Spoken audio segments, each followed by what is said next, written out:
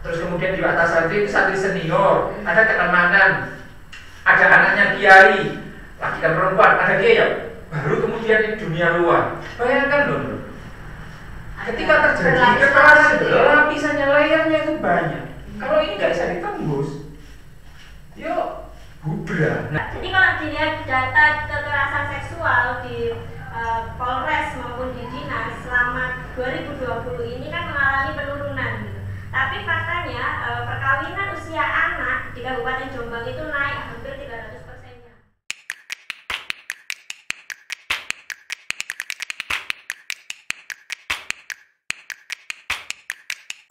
Sebenarnya dari sisi orang tua sendiri atau keluarga ya, ketika mereka menitipkan ya, sepeda terkadang kan gitu ya, mengirim anaknya ke pondok pesantren kan mungkin di mainstream mereka itu akan aman, mereka akan belajar agama tanpa mengetahui sisi-sisi lain dari kita di misalnya sampai terjadi kasus. Bagaimana maksudnya kalau kita tidak bisa masuk ke dalam internal pondok, kan para orang tua ini harus aware, misalnya mereka harus berkomunikasi, misalnya ada akses komunikasi misalnya setiap bulan atau apa.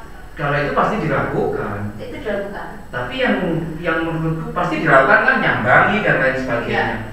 Tapi yang katakan begini kan, rata-rata orang yang menyerahkan pendidikan anaknya ke pesantren itu kan memang benar-benar sangat tulus melihat institusi pesantren itu, seperti melihat malaikat gitu. Artinya apa? Nggak mungkin anakku ini misalnya ditepui, dibully, nggak bisa makan, apalagi diperkosa, apalagi ditemok-temok. Nggak ada pikiran kayak gitu. Tapi faktanya nggak seperti itu. Karena definisi soal kekerasan seksual itu kan nggak soal penetrasi saja kan.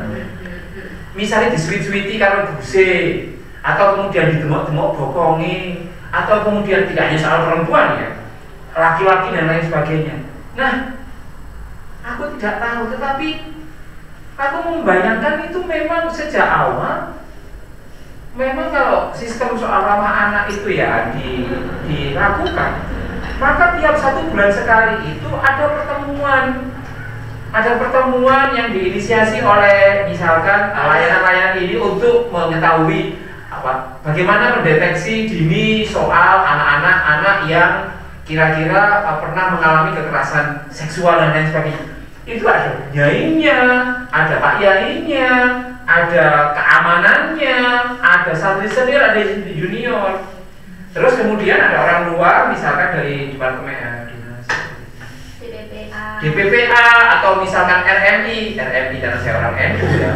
Maka kalau yang di Rodotul Mahidin Islamiyah ya, itu yang masuk di situ kan banyak tuh teman-teman lulusan pesantren perempuan laki-laki di Jombang yang sadar gender. Alfi itu kan sadar gender toh, udah khatam itu kan seperti itu. Harusnya nggak bisa. Enggak, faktanya kan seperti itu. Ada banyak.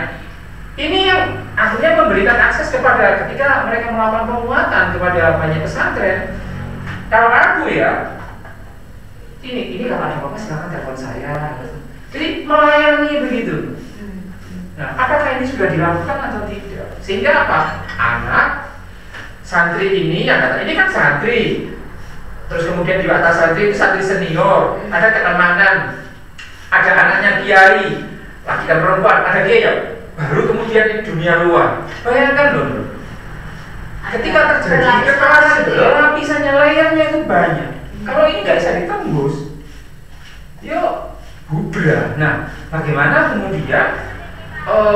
Aku bayangkan pesantren itu juga seperti bagaimana negara ini membutuhkan konstitusi. Kenapa konstitusi itu penting? Karena kan mereka atau negara ini kan nggak terlalu yakin bahwa siapapun presidennya itu pasti berbuat baik.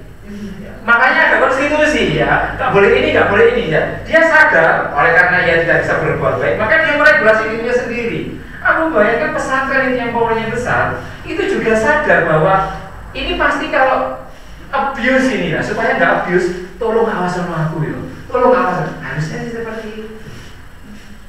Tapi kan ya, apa gelap?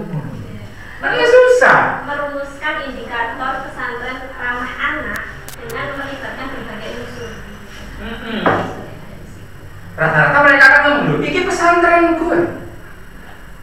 Gitu kan. Memang gak seneng, ya kan gaya pesantren lagi. Jadi agak arogan.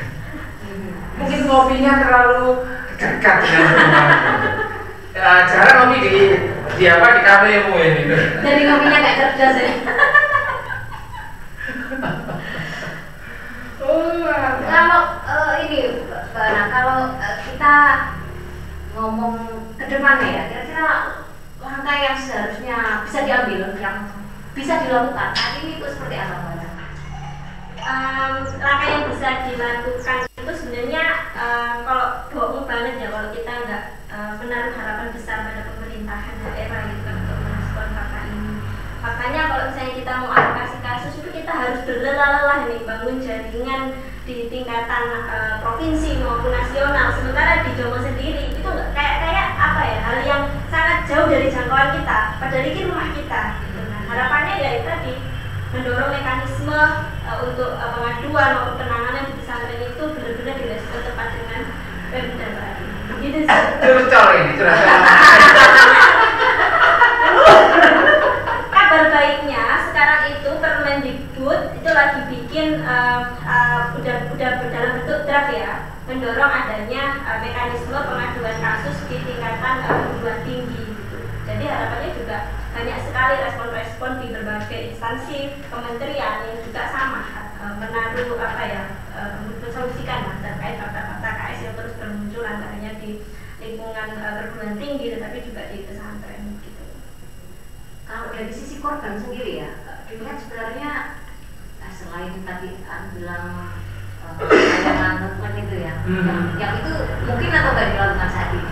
Sebenarnya sih menurutku mungkin ya, tinggal ada Bunyai atau Pak Yai yang mau atau tidak. Justru itu kan, kalau kita menunggu Bunyai Pak Yai mau apa kan gitu. Iya, harus ada terobosan ya. Where is the pressure? Iya. Dulu kan gitu. Sampai bisa dari bisa masang pamflet Iya, iya. terkait di mana mereka bisa mengadukan persoalannya itu kan langkah kecil ya menurutku. Aku kadang-kadang mikir gini, kenapa kita tidak misalkan membuat satu kanal khusus ya, misalkan satu entah akun IG atau akun ini yang kira-kira mengalami pelecehan seksual di tempat pendidikan, pesantren dan sebagainya, gitu kan? Kami menyediakan ini. Seperti layanan untuk apa orang itu bisa curhat dan lain sebagainya. Itu cuma sekedar untuk menjaring saja, kayak gitu ya, menjaring secara umum. Nah yang kedua menurutku juga secara lebih sistematis betul seperti yang dilakukan oleh Ana, bagaimana gerakan ini lebih integratif ya, lebih holistik lagi. Aku tuh membayangkan misalkan kadang-kadang itu aku tuh pengen bikin warung ya. Warung itu begini, khusus untuk pesantren ya, bukan warung quote unquote ya. Gini, kalau misalkan aku ingin woro-woro siapapun yang ingin belajar soal gender, belajar soal kekerasan dan lain sebagainya, kalau biasanya aku dibayar sangat mahal, tapi untuk pesantren aku nggak apa-apa, I will do it for free. Gitu. Iya, maksudku begini. Tapi kan aku malah dianggap seperti genderuwo kan. Nah, mungkin ini satu hal yang salah ya. Tetapi kita harus bersabar lah dulu untuk kayak gitu ya. Tetapi yang bisa saya katakan bahwa janganlah kemarahan kita atau ketidaksukaan kita terhadap pesantren kemudian bisa mendorong kita untuk tidak lagi mendekati pesantren secara lebih manusiawi gitu. Saya ingin mengatakan seperti itu sih. Tapi maksud aku bukan ya sepakat kita tidak kemudian mengeneralisir semua pesantren seperti itu. Tapi bagaimana tindakan ini tidak akan terulang, prevent setiap santri itu tahu apa yang harus dilakukan atau keluarga itu tahu ketika jadi mereka udah merasa aman, udah taruh itu aman. Kadang pikiran negatif itu perlu untuk mereka prevent apabila hal-hal yang di luar dugaan terjadi gitu loh maksudku. Aku tuh membayangkan malah begini ya. Kita ini ya, aku kan punya buklet ya. Bukan buklet begini. 10 hal misalkan. 10 hal yang perlu diperhatikan oleh santri dan orang tua santri sebelum memilih pesantren, ya. Tips kayak gitu. Tentu saja dengan perspektif yang kita bangun ya. Ya. Tapi kok murid-murid pesantren. sebenarnya untuk mencegah terjadinya kasus, maksudnya indikator keberhasilan dengan melihat ada atau tidaknya kasus itu nggak bisa dijadikan indikator sih. Jadi banyaknya angka kasus kekerasan yang terjadi di Jombang itu bisa jadi indikator baik. Oh, berarti sosialisasi kita itu sudah terjadi. Iya, betul. Mereka berani speak up. Jadi harapan misalnya ada beberapa pejabat publik yang menganggap, ayo kita wujudkan Jombang nol kekerasan. Berarti bagaimana dengan indikator mereka itu mengedukasi masyarakat untuk berani melaporkan kekerasannya? Ya nggak masalah, misalnya itu bermunculan di pesantren, tapi bagaimana harus secepatnya? Itu sih yang lebih penting dipikirkan daripada mencegah, tapi nanti diartikannya adalah membuka mereka untuk tidak berani menyuarakan. Nah, yang itu yang aku khawatirkan ya yang itu tadi. Karena obsesi zero violence, maka ini mulutnya banyak orang ditutupi supaya nggak ngomong, kasusnya ditutupi supaya nggak ini. Itu kan kelakuan banyak birokrasi dan banyak cara pandang. Kenapa bisa seperti itu? Karena mereka menganggap bahwa suatu kejadian itu dianggap sebagai aib, padahal setuju dengan anak. Semakin banyak angka kekerasan, bisa jadi itu dilihat bahwa masyarakat Jombang itu aware, ngerti. Sama kan, misalkan kemarin aku nongkrong di warkop ya, terus ada banyak itu angka gugatan cerai di PA naik sampai 2000. Cara pandang pasti mengatakan, oh ini kurang ajar ini istri-istri ini karena mulai kayak gitu. Tapi aku senang karena apa? Karena para istri itu sudah berani mengeksersis haknya dan berani melakukan itu. Nah, aku tidak tahu bagaimana cara meyakinkan, tapi ya biarkan saja kita berkompetisi kuat-kuatan ngomong. Seperti misalnya ngomongin dispensasi kawin. Dispensasi kawin di Kabupaten Jombang ini selama COVID itu kan naik sampai 300% gitu. Iya. Coba cek dispensasi kawin itu gimana, Mbak? Dispensasi nikah. Perkawinan anak di bawah umur gitu. Aslinya nggak boleh, tapi karena presiden gitu. Iya. Jadi kalau dilihat data kekerasan seksual di Polres maupun di dinas selama 2020 ini kan mengalami penurunan gitu. Tapi faktanya perkawinan usia anak di Kabupaten Jombang itu naik hampir 300%-nya. Itu adalah data kekerasan itu. Bisa itu kekerasan. Kekerasan begitu kan. Data kekerasan itu, data kekerasan. Cerita baik yang di-share, oh ternyata ada penurunan angka kekerasan itu tidak dikonfirmasi. Oh kenapa mereka tidak sampai proses hukum pidana melalui criminal justice system? Oh berarti bisa jadi diupayakan damai. Nah damai kemudian disolusikan dengan menikah, dianggap perkawinan anak itu akhirnya jadi solusi. Padahal itu sebenarnya cara kita untuk melihat kebohongan itu, bahwa sebenarnya 300 itu adalah angka kekerasan itu sendiri dalam definisi ini ya. Berapa ratus anak yang diputus kesempatannya untuk mengakses pendidikan, menamatkan pendidikannya gitu kan. Nah, yang aku pikirkan ketika kasus atau korban kekerasan kemudian dia disuruh keluarganya atau dia beberapa pihak untuk menikah, mereka itu ada trauma tersendiri. Bukankah ketika jadi suaminya bisa jadi dia akan menjadi korban berkali-kali? Karena victimisasi itu sangat penting. Terjadi kekerasan berulang dari yang tadinya kekerasan dalam pacaran, kemudian tambah ilegal kan ini? KDRT ya. Nah, yang sangat memprihatinkan itu ketika misalnya layanan pemerintah yang diadakan oleh pemerintah itu memfasilitasi atau membantu proses untuk mengurus dispensasi kawin. Bagaimana dengan upaya pemerintah untuk mencegah perkawinan anak?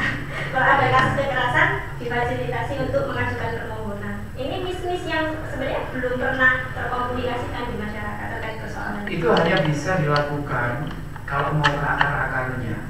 Itu harus menyasar soal hal yang paling paradigmatik, mendekonstruksi apa yang disebut sebagai shame, sebagai aib. Dan itu tidak mudah karena apa? Rata-rata kita klasi dan itu mengambil cara pandang sebagian besar kalangan santri itu bahwa kalau anak itu sudah hamil misalkan, maka ia harus diselamatkan dengan cara dikawinkan supaya aib itu bisa terselamatkan. Padahal penutupan aib yang seperti itu malah membuat bencana. Itu solusi itu dari manusia. Maksudku ada nggak itu dari agama untuk solusi seperti itu? Atau itu hanya karangan orang aja? Solusi apa kali? Solusi untuk menikahkan? Oh ada. Kayak itu tadi, mereka tidak sadar soal itu kan. Soal misalkan begini, misalkan anak ini sudah melakukan hubungan seksual ya di luar nikah, lalu ia hamil, rata-rata kan hamil. Hamil itu kan kalau misalkan dalam konstruksi hukum klasik Islam itu kalau nggak segera dikawinkan dengan orang pelakunya, ia kan kemudian catatannya kan ia akan menjadi anak di luar ini, di luar kawin, dan dia tidak bisa dinisbatkan kepada bapaknya, dan ia juga tidak akan bisa mendapatkan warisannya, dan ia banyak sekali. Syafi'i akan melihatnya bahwa kalau yang keluar anak itu adalah perempuan, maka bapaknya ini itu bisa mengawininya, toh seperti itu. Nah, ini kan sesuatu yang harus diselamatkan, dan cara menyelamatkannya adalah tidak ada satu-satunya jalan adalah mengawinkan anak itu dengan yang menghamilinya, either ia menghamili secara mutual consent atau kemudian by coercive way. Tapi kan rata-rata kalau misalkan terjadi pada anak itu meskipun mutual consent kan nggak bisa. Karena tidak mengenal istilah suka sama suka untuk di bawah umur itu. Unsur bujuk rayu, tipu muslihat, dijanjikan akan dinikahi, termasuk yang terjadi di kasus Rosa itu kan dijanjikan akan dinikahi dan lain sebagainya. Nah itu kemudian menjadi kerentanan bagi korban. Nah kerentanan ini seringkali tidak dilihat oleh masyarakat sebagai violence ya, kekerasan. Tidaknya ya itu karena terjadi suka sama suka, termasuk anak. Berapa ratus anak yang menjadi korban kekerasan seksual itu di-blaming oleh stigma di masyarakat, dia suka sama suka gitu. Gak peduli dia anak atau tidak, dia suka sama suka. Kalau udah diputus begitu ya akhirnya apa? Terjadinya ya dia jadi korban terus. Korban KS seksual, mengapa terjadi kehamilan tidak diinginkan, ditambah stigma di masyarakat kita yang kurang sadar terkait fakta tersebut. Ibu literasi itu ketika di stigma misalkan, oh anjirnya reko, apa bookingan, apa memang itu kemana-mana sering keluar malam dan lain sebagainya. Tidak hanya soal mutual consent, tapi kemudian stigma yang di masyarakat itu adalah anjirnya reko aja disenangi lanangan itu artinya apa? Free. Iya, apa namanya gampang dan lain sebagainya. Padahal sebenarnya belum tentu seperti itu. Ya, anak belum bisa mengidentifikasi wujud kasih sayang yang sesungguhnya itu seperti apa. Termasuk waktu beberapa tahun yang lalu, 3 tahun yang lalu, mendampingi kasus anak yang dia disetubuhi oleh gurunya. Dia itu anak SD disetubuhi oleh gurunya. Nah itu dia itu masih waktu sidang itu dia masih ada rasa sayang ke gurunya. Sama yang pelakunya? Menganggap dia bapaknya. Tapi kemudian dia tidak bisa mengidentifikasi bahwa perilakunya itu saya nggak yang seperti itu. Dia nggak pernah tahu informasi itu yang nggak pernah dia dapatkan. Karena kami kan juga ada kelompok survivor kekerasan seksual. Waktu kita eksplorasi bagaimana dia dalam memandang relasi, sangat membuat kami mendampingi gitu. Aku tidak tahu, tapi kalau itu di psikologi itu mirip namanya Stockholm Syndrome. Apa itu? Stockholm Syndrome itu kan ada kejadian apa namanya penyanderaan di bank selama kira-kira 1 minggu. Yang disandra itu hanya jatuh cinta dengan penyanderanya itu, karena kasihan, karena apa dan lain sebagainya. Kayak cinlok. Itu bisa didiskusikan nanti menurut soal Stockholm Syndrome itu. Ya nunggu yang lain tidur aja. Wah, complicated ini ya mana ya. Nah.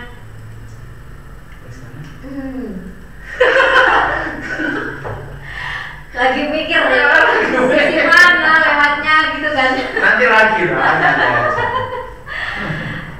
Ya kayaknya cukup sampai di sini dulu ya. Kita ngobrolnya mungkin di sesi-sesi lain kita bisa lanjut untuk sekalian kita tahu mungkin sudah ada progres apa mungkin ya di sini atau di Kota Jombang ini, ataukah masih stagnan nanti ya, kita misalnya beberapa bulan kita lihat nanti ada progres atau tidak, dan kalau enggak mungkin bisa antar komunitas ini oh iya yang kemudian luar biasa OMS di Jombang itu ya, pemerhati itu luar biasa. Tinggal bagaimana eksekusi. eksekusinya.